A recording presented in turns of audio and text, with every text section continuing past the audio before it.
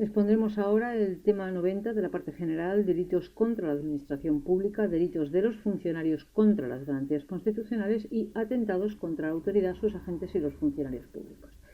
Decir que este tema está dividido en 3 epígrafes, porque es lo que pide el tema. El primero a mí me ha salido muy largo porque he querido agrupar y acoger todos los tipos contra la administración pública, pero deciros que yo este tema lo he cantado, me tocó en una ocasión, y cuando terminé el primer epígrafe me di cuenta que los otros 2 los tuve que hacer deprisa y corriendo. Es decir, mi consejo es que quitéis algo. Yo los he puesto todos, ¿vale? Los delitos contra la administración pública creo que he quitado alguno, pero 1 o 2. Mi opinión es que los llevéis todos y luego os pongáis aquellos de los que os acordéis mejor o los que consideréis que tenéis tiempo, y si no es ponerlos, por lo menos nombrarlos, pero ya está. Que no os concentréis mucho porque es que me pasó. Luego tuve que andar corriendo en el segundo y en el tercero. Delitos contra la administración pública, primero, y esto sí es importante ponerlo primero de encabezamiento al tribunal, que el concepto del Código Penal que tiene el Código Penal de lo que es una autoridad funcionario público es un concepto amplio, no es tal como lo entendemos en el derecho administrativo. Aquí ya sabéis que autoridad es todo el que tiene poder o mando para determinar la conducta de otros, y el funcionario público es todo aquel que participa de las funciones públicas independientemente de si es interino, de si es laboral, de si es eventual, es todo aquel que participa de las funciones públicas. Bueno, primero de los comportamientos, prevaricación y los comportamientos injustos, lo comete aquella autoridad o funcionario público que, a sabiendas de su injusticia, dicta resolución arbitraria, ¿vale? Arbitraria en un asunto administrativo. Cabe el desplazamiento, quiere decir que se desplaza el tipo general de la prevaricación cuando el comportamiento que se realiza a sabiendas de que es injusto está tipificado de forma específica. Por ejemplo, el de los nombramientos ilegales es una conducta de prevaricación que tiene tipificación en el Código Penal específicamente, o el abuso de competencias. Ojo con lo del tema de las competencias, porque esto no lo entiende el Código Penal como nosotros lo entendemos en el derecho administrativo. Es una especie de abuso de poder. Una especie de, ojo con lo de tomar al pie de la letra lo que yo digo, que no, es un abuso, es como si fuera un abuso de poder, etcétera. He puesto, claro, mi memoria no da para más. Infidelidad en la custodia de documentos. Esto acoge varias conductas. La primera de ellas puede ser bien sustraer o destruir determinados documentos que contienen información de carácter reservado.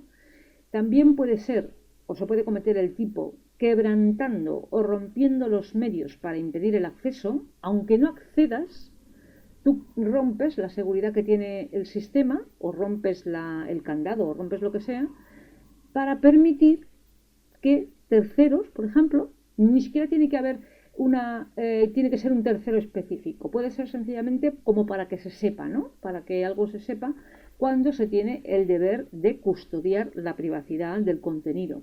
Y el tercero es el acceso a documentos secretos. Aquí sí que hay una conducta activa de incluso romper la seguridad y acceder.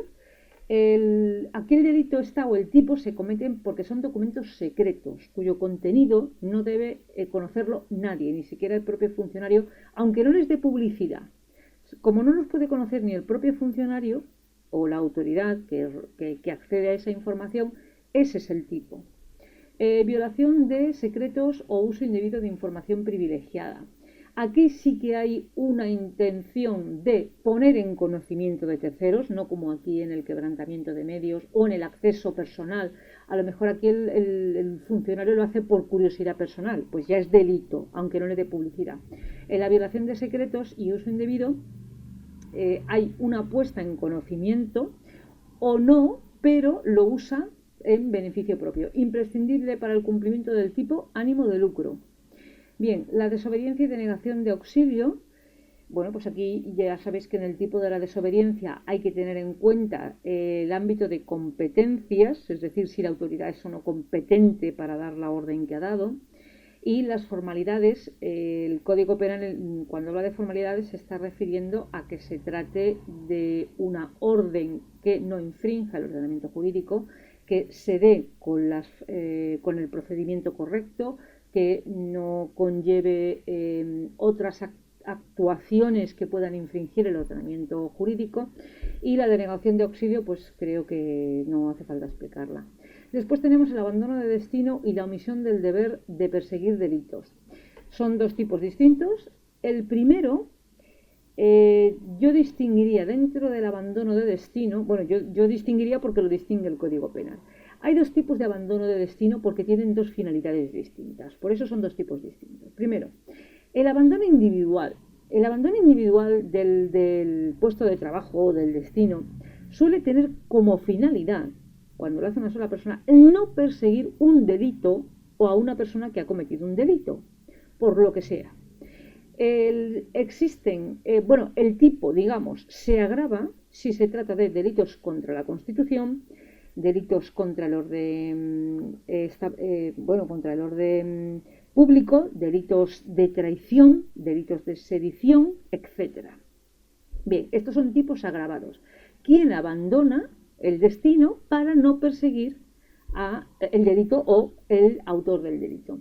Y luego tenemos el abandono colectivo, que es una figura que se asocia más a la alteración del proceso de producción, es decir, más a la huelga, y el sujeto punible es aquel que promueve el abandono colectivo. Aquí no tanto, o sea, las personas individuales que abandonan el puesto pues tendrían su sanción correspondiente, pero el tipo penal del abandono colectivo es quien promueve la acción punible, es aquel que promueve el abandono del puesto y generalmente tiene una finalidad de eso, de alteración del proceso colectivo, del proceso productivo, pues bien con una huelga, bien con una parada de funciones laborales, etcétera. Y de otro lado tenemos la omisión del deber de perseguir delitos, que bueno, pues tampoco es tan difícil de explicar. Y en función del tiempo que tengáis, pues os extendéis más o menos. Ataques a la libertad sexual. Aquí se trata de solicitar servicios de carácter sexual, ya no entramos en detalles porque yo tampoco sé a dónde llega este tipo, hasta dónde llega, quiero decir, este tipo, porque tampoco lo explicita el Código Penal, respecto o lo hacen o lo cometen aquellas personas que están pendientes de emitir una resolución, un informe o una consulta. Es decir, estas personas que son las que van a emitir la resolución, el informe o la consulta, solicitan, el tipo no lo comete quien ofrece el servicio, eso ya sería el cohecho, ¿vale? No. El ataque a la libertad sexual es que lo solicita el que tiene pendiente de resolución, informe o consulta, solicita para sí o para un tercero o tercera, ¿vale? Aquí no hacemos distinciones. Solicita servicios de carácter sexual, pero ya no entro yo, es que no sé hasta dónde llega el tipo, no sé exactamente qué es. Después, este tipo también está pensado especialmente para las personas que tienen a su cargo custodia a otras personas. Está pensado fundamentalmente para los funcionarios de prisiones, etcétera, etcétera, para que haya una garantía específica de los reclusos y las reclusas, etcétera. Después tenemos el cohecho, que ya sabéis que consiste en pedir o dejarse, ¿vale? Puede ser en dinero, puede ser en cualquier otro tipo de pago, puede ser cualquier pago. Es el que yo os decía anteriormente, digo, aquí el tipo, el de la libertad sexual, lo comete el funcionario porque es el que pide. Si lo que pasa es que el sujeto, el tercero, ofrece, estamos en el cohecho. Malversación, pues la conducta punible es fundamentalmente la sustracción o la infidelidad en la custodia. La infidelidad supone que permite que otros sustraigan. Puede no ser para sí esta última, pero da igual. El tipo se comete igual. Fraudes y exacciones ilegales. El fraude, la base de la conducta penal es la concertación entre varias personas para llevar a cabo una conducta que infringe el ordenamiento jurídico, y las exacciones tenemos que decir que no precisa ánimo de lucro, es decir, el funcionario que te está cobrando una liquidación incorrecta porque es superior o un importe superior a la liquidación correcta, no tiene por qué ser para llevárselo a su bolsillo, puede ser para ingresarlo en las arcas del ayuntamiento, pero comete el delito igualmente. La acción punible es el realizar el cobro por un importe superior al que resulte de la liquidación correcta. Y luego tenemos el tráfico de influencias, que aquí, bueno, puede ser bien la coacción a un funcionario para conseguir una resolución en algún sentido concreto, una resolución o un informe o una autorización o una licencia, o bien puede ser del funcionario sobre, aquí está, del funcionario sobre el particular para que realice alguna actuación cuando de ello depende que el funcionario pues conceda a lo mejor alguna licencia o conceda, no tiene por qué ser sexual, por eso hay otro tipo que es el tráfico de influencias, puede ser un intercambio de favores no sexuales, por lo tanto por eso se ha tipificado aparte, porque no hay nada sexual por medio. La base de la figura de la acción punible es la coacción, ¿vale? Porque si no hay coacción, estaríamos ante el cohecho, donde las dos partes pues están a ver qué pasa, y si hay sexo, pues estaríamos en el ataque a la libertad sexual.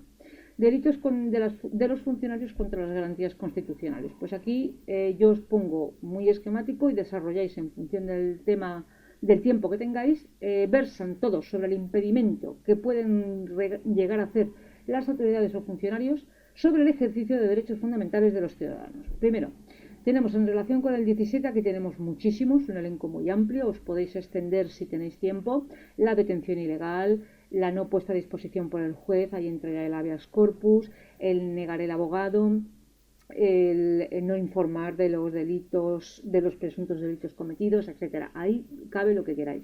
Después tenemos el de reunión y asociación, que están en los artículos 21 y 22 de la Constitución, o al contrario, no sabría, que ya sabéis en qué consisten y cómo se pueden coartar. Bueno, pues cuando se coartan se comete un delito, el funcionario comete un delito contra garantías constitucionales. Cuando disuelve una asociación, que en principio disuelven una reunión, que no tienen por qué disolver, por ejemplo. Después tenemos uno muy importante que nunca generalmente se nombra, pero es muy importante, la expropiación ilegal. La expropiación cuando no sigue el procedimiento o cuando no cumpliéndose la causa expropiandi no se realiza reversión, deviene ilegal, deviene en confiscación. Entonces es un delito.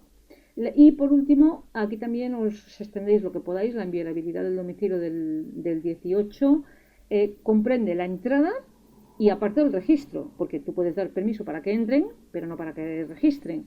Entonces aquí os extendéis lo que podáis. Atentados contra la autoridad, sus agentes y funcionarios públicos. Bueno, el atentado, la base de la acción punible del atentado es el desempeño de la actividad como agente o como autoridad.